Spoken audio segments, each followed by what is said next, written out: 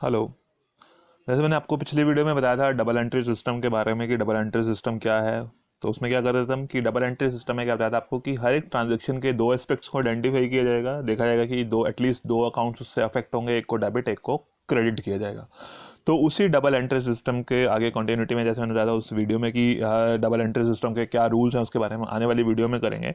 तो आज की जो वीडियो रहेगी उसमें हम आपको बताएंगे कि क्लासिफिकेशन ऑफ अकाउंट्स की जो डबल एंट्री सिस्टम है उस सिस्टम के अकॉर्डिंगली जो है हम जो अकाउंट्स हैं उन अकाउंट्स को किस हिसाब से क्लासिफाई करते हैं, उनका डिवीज़न किस तरह से किया जाता है।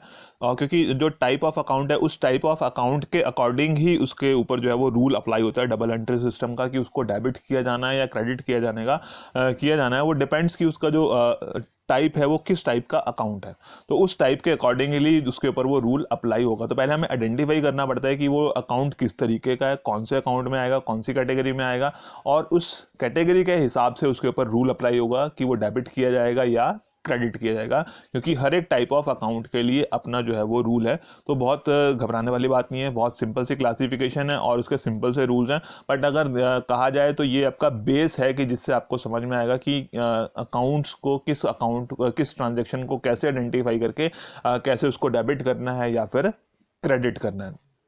तो उसको आइडेंटिफाई करके, क्योंकि दो एस्पेक्ट हम आइडेंटिफाई कर लेते हैं, बट दो एस्पेक्ट में से किसको डेबिट किया जाए किसको क्रेडिट किया जाए, कौन से एस्पेक्ट को डेबिट करना है कौन से को क्रेडिट करना है, तो वो हमें आज की वीडियो से थोड़ा सा आइडिया हो जाएगा। तो पहले हम इसकी क्लासिफिकेशन के बारे में बात कर लेते हैं। Classification of account traditional approach की स्टार्टिंग से चलती आ रही है, जो बेसिक क्लासिफिकेशन इसकी हम करते आ रहे हैं। तो इसमें क्या है कि इसकी जो क्लासिफिकेशन है इसको बेसिकली पर्सनल अकाउंट और इम्पर्सनल अकाउंट में डिवाइड कर देते हैं, व्यक्तिगत और अव्यक्तिगत। कौन से? व्यक्तिगत और अव्यक्तिगत। और इन अव्यक्तिगत खातों को जो है वो रियल अकाउंट और नॉमिनल अकाउंट में क्लासिफिकेशन कर देते हैं।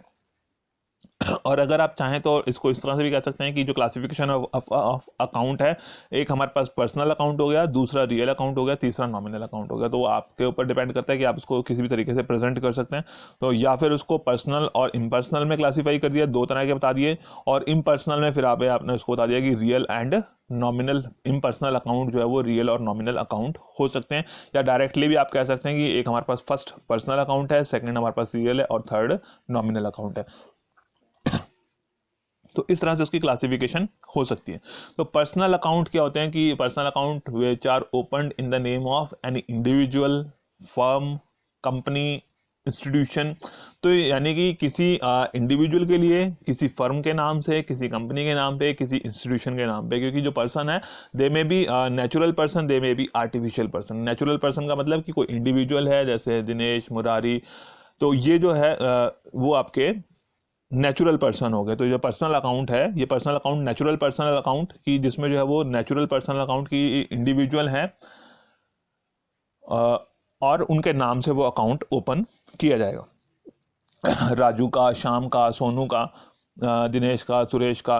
तो ये नेचुरल पर्सन अकाउंट की नेचुरल बर्थ के अकॉर्डिंगली वो हैं।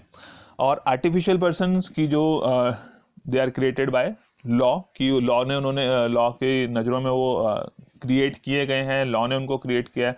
तो कोई सोल प्रोप्राइटर फर्म है, कोई पार्टनरशिप फर्म है, कोई कंपनी ऑर्गेनाइजेशन है, कोई कोऑपरेटिव सोसाइटी है, कोई क्लब है, तो उसका जो नाम है उसके हिसाब से जो उसके नाम से उसका अकाउंट खोला जाएगा, वो हो गया आपका आर्टिफिशियल पर्सनल अकाउंट। की जैसे आपका Murari brothers account, Punjab National Bank account, Jet college account account. तो ये आर्टिफिशियल हो गए। ABC limited, X Y Z limited, तो वो कंपनी के नाम से जो है आपने अकाउंट खोल दिया। वो पर्सनल अकाउंट की वो आर्टिफिशियल भी हो सकता है, वो नेचुरल भी हो सकता है। और थर्ड जो है इसमें that is representative personal account. Third कौन सा है? Representative personal account. तो ये जो रिप्रेजेंटेटिव पर्सनल अकाउंट है, they represent a certain person और ग्रुप ऑफ पर्सन। की ये जो आपके रिप्रेजेंटेटिव पर्सनल अकाउंट है, या तो ये किसी इंडिविजुअल मतलब किसी सर्टेन पर्सन को या ग्रुप ऑफ पर्सन को जो है वो रिप्रेजेंट करते हैं। तो इसमें हमारे पास लगभग इस तरह के अकाउंट आते हैं, जैसे prepaid salaries, prepaid expenses, accrued income, unearned income, outstanding expenses, outstanding salary, outstanding wages, outstanding rent, prepaid rent. तो इस तरह के एक्सपेंसेस, इनकम्स जो है वो इसके अंदर जो है वो काउंट की जाती हैं रिप्रेजेंटेटिव पर्सनल अकाउंट की, जो किसी इंडिविजुअल को, सर्टेन पर्सन को या फिर ग्रुप ऑफ पर्सन को रिप्रेजेंट करते हैं। फॉर एग्जांपल जैसे भी मैंने जिनके नाम बताया आपको रिप्रेजेंटेटिव पर्सनल अकाउंट में, तो अगर हम कहते हैं आउटस्टैंडिंग सैलरी, तो आउटस्टैंडिंग सैलरी का मतलब है कि जो सैलरी आपने अभी पे नहीं की है, सैलरी ड्यू है, ड्यू हो गई है, यानी कि आपकी लाइबिलिटी बनती है कि आप उसको पे करें, बट आपने अभी तक पे नहीं की है। तो जैसे हम यहाँ एक्रूअल कंसेप्ट के बेस पे बुक्स ऑफ अकाउंट्स मेंटेन करते हैं, तो एक्रूअल कंसेप्ट के अकॉर्डिंगली क्या है कि वो आपकी जब ड्यू होगी, दैट मीन्स कि यू हैव टू पे, वो लाइबिलिटी आपकी इनकर होगी है, वो किसको पे करनी है, आपने अपने स्टाफ को पे करनी है। तो वो जो आउटस्टैंडिंग सैलरी का जो अकाउंट है, that is representing your staff, की वो आपके स्टाफ को रिप्रेजेंट कर रहा है, वो आपके एम्प्लॉयज को रिप्रेजेंट कर रहा है, आपने वो सैलरी अपने एम्प्लॉयज को पे करनी है। तो outstanding salary that is representing your staff, की वो स्टाफ को रिप्रेजेंट कर रहा है वो अकाउंट, तो उसको इसलिए रिप्रेजेंटेटिव पर्सनल अकाउंट बोला जाता है। यानी फॉर एग्जांपल आपने रेंट पे करना है, अब रेंट पे करना है आपने अपने लैंडलॉर्ड को, जो है वो रेंट पे करना है, तो वो रेंट आपका आउटस्टैंडिंग है, आपने अभी पे नहीं किया है, तो पे नहीं किया, बट किसको करना है, अपने लैंडलॉर्ड को पे करना है। तो वो जो आउटस्टैंडिंग रेंट है वो आपके उस लैंडलॉर्ड को रिप्रेजेंट कर रहा है कि उसको वो पेमेंट की जानी है, तो इसलिए इनको रिप्रेजेंटेटिव पर्सनल अकाउंट कहा जाता है। तो आई थिंक कि क्लियर हो गया होगा आपको। तो पर्सनल अकाउंट की जो किसी पर्सन के नाम से हैं, तो वो पर्सन जो है वो नेचुरल पर्सन भी हो सकता है और आर्टिफिशियल पर्सन भी हो सकता है, या फिर वो रिप्रेजेंटेटिव पर्सनल अकाउंट हो सकता है। ठीक है। देन इम्पर्सनल अकाउंट, तो इम्पर्सनल अकाउंट जो व्यक्तिगत खाते नहीं हैं, तो वो अव्यक्तिगत खाते हो गए। रियल अकाउंट, तो उसमें उसकी जो क्लासिफिकेशन है, उसका एक रियल अकाउंट है, दूसरा नॉमिनल अकाउंट है। तो जो रियल अकाउंट है इसमें हमारी जो है नॉर्मली आती हैं एसेट्स। रियल अकाउंट में कौन सी चीज़ें हम काउंट करते हैं, रियल अकाउंट में जो ट्रांजेक्शन हैं वो हमारी एसेट्स से रिलेटेड, जो प्रॉपर्टीज़ हैं, एसेट्स हैं, उससे रिलेटेड जो है वो ट्रांजेक्शन इसमें रिकॉर्ड की जाएंगी। तो उनकी जो क्लासिफिकेशन है एसेट्स की, वो रियल अकाउंट के अंडर की जाएंगी। तो एसेट्स में जैसे आपका building, furniture, cash, money, stock, buildings, plants, equipments, तो वो सभी जो है वो रियल एसेट का पार्ट है। तो ये रियल एसेट्स हैं, रियल अकाउंट है। तो रियल अकाउंट में जो है हमारे पास टेंजिबल भी हो सकती हैं और इनटेंजिबल रियल अकाउंट भी हो सकता है। तो टेंजिबल रियल अकाउंट की वो एसेट्स, वो प्रॉपर्टीज जो फिजिकली प्रेजेंट हैं, जिनको आप टच कर सकते हैं, देख सकते हैं, तो वो आपकी टेंजिबल रियल अकाउंट हो गए। जैसे आपका machinery, cash, furniture, building, plant, equipments, वो सभी चीज़ें जो है आपकी टेंजिबल रियल अकाउंट का पार्ट है। इनटेंजिबल रियल अकाउंट, इनटेंजिबल का मतलब कि वो एसेट्स, वो प्रॉपर्टीज जिसको आप छू नहीं सकते, देख नहीं सकते, that is like goodwill, patents, copyrights, trademarks, वो आपकी जो है वो इनटेंजिबल अकाउंट में, इनटेंजिबल रियल अकाउंट का पार्ट बन जाती है। तो रियल अकाउंट जिसमें आप किसको अकाउंट करेंगे, एसेट्स को, प्रॉपर्टीज को, वो आपकी रियल अकाउंट हो गए। पर्सनल अकाउंट जिसमें किसी इंडिविजुअल को, natural person, artificial person, representative personal account हो गया। नॉमिनल अकाउंट, तो नॉमिनल अकाउंट में जो है आपके पास आते हैं जो आपके एक्सपेंसेस, लॉसेस, प्रॉफिट, गेन्स। तो अगर उससे रिलेटेड जो अकाउंट्स हैं वो आपके नाम मात्र के जो अकाउंट है, नॉमिनल अकाउंट नाम मात्र के लिए। तो वो नाम मात्र के लिए एक्सपेंसेस हो गए, लॉसेज हो गए, खर्चा हो गया, नुकसान हो गया, या कोई प्रॉफिट है, गेन है। तो जैसे आपने रेंट पे किया, टैक्स पे किया, इंश्योरेंस है, कोई कमीशन रिसीव करी, रेंट रिसीव करा, तो ये जो है वो इनकम्स हैं या फिर एक्सपेंसेस हैं। तो इनकम्स, एक्सपेंसेस, प्रॉफिट्स, गेन्स, वो आपका नॉमिनल अकाउंट, वो इस कैटेगरी में आएंगे। तो तीन तरह से क्लासिफिकेशन होगी इसकी, personal account, real account, nominal account. की पर्सनल अकाउंट जिसमें आप इंडिविजुअल्स को रिकॉर्ड करेंगे, किसी पर्सन के नाम से जो है वो खाता खोला जाएगा, इंडिविजुअल के नाम पे, किसी फर्म के नाम पे, कंपनी के नाम पे, इंस्टीट्यूशन के नाम पे, वो पर्सनल अकाउंट हो गए। रियल अकाउंट जिसमें एसेट्स और प्रॉपर्टीज की बात की जाएगी, और नॉमिनल अकाउंट जिसमें जो है वो एक्सपेंसेस और गेन्स, प्रॉफिट्स, लॉसेस, उसको जो है वो नॉमिनल अकाउंट में काउंट किया जाएगा। तो ये तो होगी इसकी क्लासिफिकेशन की। अगर आपसे कहा जाता है कि classification of account of according to dual double entry system, तो इसमें आपके पास ये तीन अकाउंट्स, इसको तीन तरह से ही बोल सकते हैं, फर्स्ट, सेकंड, थर्ड, या फिर दो क्लासिफिकेशन कर दी, और इम्पर्सनल अकाउंट को आपने फर्दर रियल अकाउंट और नॉमिनल अकाउंट में क्लासिफाई कर दिया। अब ये जो हमारे पास टाइप्स ऑफ अकाउंट्स हैं, इनके अलग अलग रूल्स हैं। जैसे मैंने आपको स्टार्टिंग में बताया था कि जितने भी अकाउंट्स हैं पहले हमने वो देखना है कि किस टाइप का अकाउंट है, उसके अकॉर्डिंगली फिर उसका जो है वो रूल बना हुआ है, उस रूल के अकॉर्डिंगली जो है हम उसको डेबिट या क्रेडिट करते हैं। तो पहला जो आपको बताया था पर्सनल अकाउंट, पर्सनल अकाउंट का रूल है debit the receiver, credit the giver. तो पर्सनल अकाउंट अगर इंडिविजुअल की बात आ रही है, किसी फर्म की बात आ रही है, किसी कंपनी की बात आ रही है, तो किसी और इंस्टीट्यूशन की बात आ रही है, तो जो अगर पर्सनल अकाउंट की बात है तो उसमें डेबिट द रिसीवर, जिसको वो सामान मिल रहा है। अगर इंडिविजुअल की बात आ रही है, पर्सन की बात आ रही है, किसी फर्म की, कंपनी की बात आ रही है, तो हमने किसको डेबिट करना है? जो रिसीव करने वाला, जो प्राप्त करने वाला है उसको डेबिट करना है, और देने वाले को क्रेडिट करना है, कि जिसने वो सामान, वो चीज़ जिसको मिल रही होगी उसको डेबिट, और जो देने वाला है उसको credit. Debit the receiver and credit the giver. दूसरा है रियल अकाउंट। रियल अकाउंट में क्या है कि आपने जो एसेट्स से रिलेटेड अकाउंट है, तो यहाँ पर जो रूल है हमारा वो क्या कह रहा है कि rule for real account, debit what comes in, credit what goes out. कि डेबिट व्हाट कम्स इन, कि जो आपके पास आ रहा है उसको आपने डेबिट करना है, और जो जा रहा है उसको क्रेडिट करना है। फॉर एग्जाम्पल, जैसे हम कह रहे हैं कि आपने फर्नीचर खरीदा, उसके लिए आपने कैश पे किया 10,000 रुपये। 10,000 रुपये का आपने फर्नीचर खरीदा, उसके लिए कैश पे किया। तो अब आपके पास क्या आ रहा है? फर्नीचर आ रहा है। तो डेबिट व्हाट कम्स इन, ये कह रहा है कि डेबिट किसको करेंगे? जो आपके पास आ रहा है। आपके पास आ रहा है फर्नीचर, आप उसको डेबिट करेंगे। आपके पास से क्या गया? कैश गया, आपने कैश में पेमेंट करी। तो क्रेडिट व्हाट गोज आउट, किसको क्रेडिट करना है? कैश को क्रेडिट करना है। डेबिट होगा कौन सा अकाउंट? फर्नीचर। क्रेडिट कौन सा होगा? कैश। तो इस तरह से जो भी ट्रांजेक्शन की गई है, उस ट्रांजेक्शन में से हम जो है वो अकाउंट को आइडेंटिफाई करेंगे, और उसके अकॉर्डिंगली उसको फिर डेबिट और क्रेडिट किया जाएगा। तो debit what comes in, credit what goes out. अगर वो एसेट्स की बात है, प्रॉपर्टीज की बात है, तो फिर वो रियल अकाउंट, और रियल अकाउंट में debit what comes in, credit what goes out. तो ये आपने अच्छे से याद करने हैं, तभी जो है वो सही ढंग से आप अकाउंट को डेबिट और क्रेडिट कर पाएंगे। Then nominal account. Nominal account में जैसे आपको बताया कि एक्सपेंसेस और लॉसेस से रिलेटेड है, तो यहाँ पर क्या है कि debit all expenses and losses, credit all incomes and gains. कि अगर जो है कोई नुकसान है, कोई खर्चा हुआ है, तो उसको हमने डेबिट करना है। जो भी नुकसान है, जो भी खर्चे वाली बात है, तो हमारी ऑर्गेनाइजेशन के लिए अगर वो खर्चा है, एक्सपेंस है, नुकसान है, तो उसको डेबिट। और अगर वो हमारी ऑर्गेनाइजेशन के लिए इनकम है, फायदे वाली बात है, तो हम उसको क्रेडिट करेंगे। कि वो अकाउंट जो है वो इनकम का है, गेन का है, फायदे का है, तो उसको क्रेडिट। और अगर एक्सपेंसेस का है, लॉसेस का है, नुकसान का है, तो उसको डेबिट। तो debit all expenses and losses, credit all incomes and gains. तो इसमें जरूरी नहीं है कि जो एक ट्रांजेक्शन आपकी सिंगल ट्रांजेक्शन हुई है उसमें दोनों अकाउंट्स ही पर्सनल अकाउंट हो, दोनों अकाउंट ही रियल अकाउंट अफेक्ट हो रहे हो, दोनों ही नॉमिनल अकाउंट हो रहे हो। तो ऐसा जरूरी नहीं है। हो सकता है कि एक सिंगल ट्रांजेक्शन है, उस सिंगल ट्रांजेक्शन में एक पर्सनल अकाउंट है, दूसरा रियल अकाउंट है। या हो सकता है कि एक ट्रांजेक्शन ऐसी है जिसमें एक अकाउंट रियल अकाउंट है, दूसरा नॉमिनल अकाउंट है। फॉर एग्जाम्पल कि आपने सैलरी पे की, you have paid salary of ₹1,000, कि आपने अपने एम्प्लॉय को जो है वो 1,000 रुपये की सैलरी दी। अब 1,000 रुपये की सैलरी दी, तो आपका जो है वो एक अकाउंट हो रहा है सैलरी का अफेक्ट। जो खर्चा है, आपका एक्सपेंस है, वो आपने सैलरी पे करी, वो खर्चा हो गया।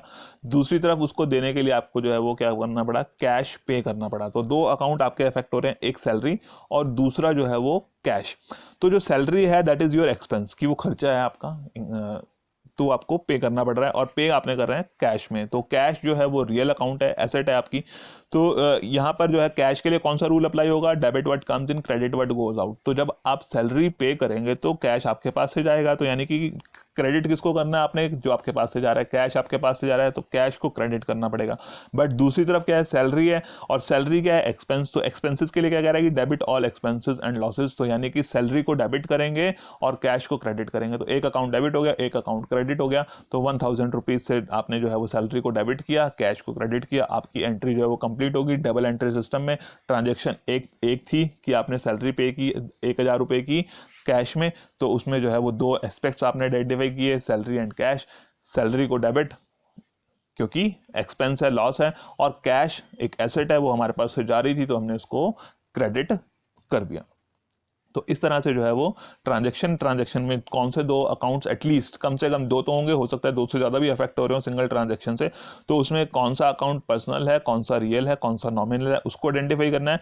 फिर उसके बाद देखना है कि जो पर्सनल अकाउंट है तो उसको वो फ़ायदा मिल रहा है या वो फ़ायदा देने वाला है, तो credit the giver, debit the receiver.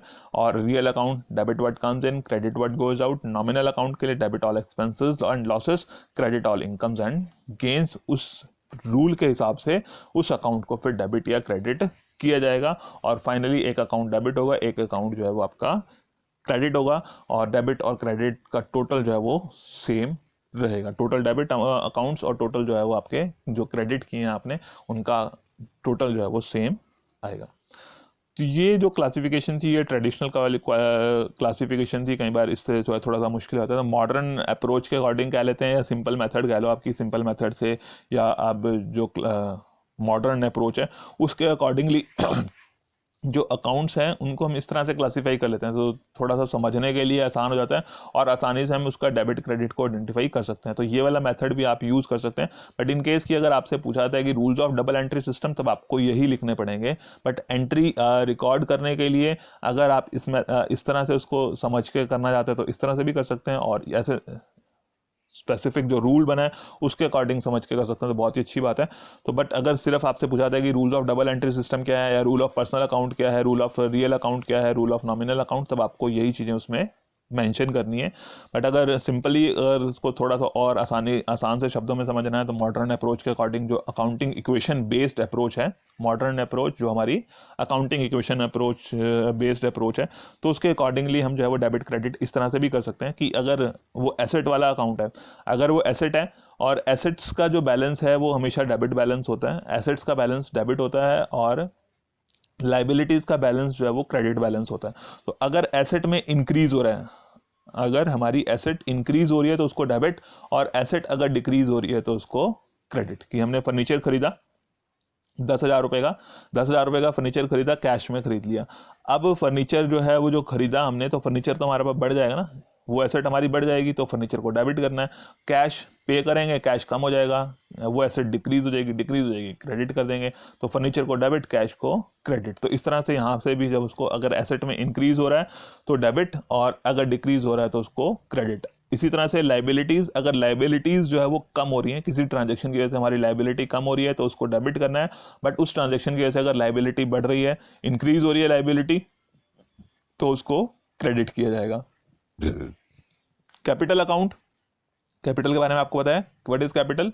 The amount invested by the owner, की जो ऑनर ने अपने बिजनेस में पैसा इन्वेस्ट किया है, गुड्स मतलब जो भी इन्वेस्टमेंट की है वो कैपिटल अकाउंट में आती है। और जिस ट्रांजैक्शन से हमारी जो है वो कैपिटल बढ़ेगी वो क्रेडिट किया जाएगा, कैपिटल अकाउंट का बैलेंस भी क्रेडिट होता है। तो अगर कैपिटल जो है वो उस ट्रांजैक्शन से इंक्रीज हो रही है तो क्रेडिट, और अगर कैपिटल डिक्रीज हो रही है तो उसको फिर डेबिट करना पड़ेगा। तो उस ट्रांजैक्शन में अगर कैपिटल जो है वो डिक्रीज हो रही है तो डेबिट, और उस ट्रांजैक्शन से अगर कैपिटल बढ़ जाती है तो उसको क्रेडिट करेंगे। देन रिवेन्यूज एंड प्रॉफिट्स, तो इन केस की रिवेन्यूज और प्रॉफिट्स कम हो रहे हैं, प्रॉफिट कम हो रहा है किसी ट्रांजेक्शन की वजह से, डेबिट किया जाएगा, और रेवेन्यू और प्रॉफिट इंक्रीज हो रहे हैं तो फिर उसको क्रेडिट करेंगे। इसी तरह से कोई खर्चा है, कोई एक्सपेंस है आपका, कोई लॉस है, तो अगर वो खर्चा लॉस बढ़ रहा है तो डेबिट, और अगर वो खर्चा और लॉस उस ट्रांजेक्शन की वजह से कम हुआ है तो उसको क्रेडिट करेंगे। तो जैसे सैलरी वाला था आपका, सैलरी पे की आपने कैश में, तो सैलरी खर्चा है, एक्सपेंस बढ़ गया, तो सैलरी को आपने डेबिट करना है। तो इस तरह से सिंपल सी क्लासिफिकेशन उसकी कर सकते हैं कि एसेट्स में, लाइबिलिटीज़ में कैपिटल जो मालिक ने पैसा लगाया है, लाइबिलिटीज़ जो हमारे देयताएं हैं जो हमने जो है वो आउटसाइडर पार्टीज़ को वापस करना है, तो वो लाइबिलिटीज़। कैपिटल हो गया रिवेन्यूज़ और प्रॉफिट्स, इनकम्स एंड गेन्स अगर बढ़ रहे हैं, और ये आपका एक्सपेंसेस और लॉसेस जो खर्चे हैं तो उसमें इंक्रीज हो रहा है या डिक्रीज हो रहा है, तो उसके हिसाब से फिर आप उसको डेबिट और क्रेडिट कर सकते हैं। तो ये था हमारे पास, जिसमें मैंने आपको मेनली क्या बता दिया कि डबल एंट्री सिस्टम के अकॉर्डिंगली हम जो है वो अकाउंट्स को किन किन हिस्सों में क्लासिफाई कर सकते हैं, और उन अलग अलग अकाउंट्स के लिए जो है वो हमारे पास कौन से रूल्स हैं। तो ये रूल्स और ये टाइप ऑफ अकाउंट्स जो है वो आपको याद रखने हैं, क्योंकि इसी के बेस पर जो है वो आप आगे फर्दर जर्नल बुक में जो है वो एंट्री करने के लिए कैपेबल हो पाएंगे। Okay, thank you.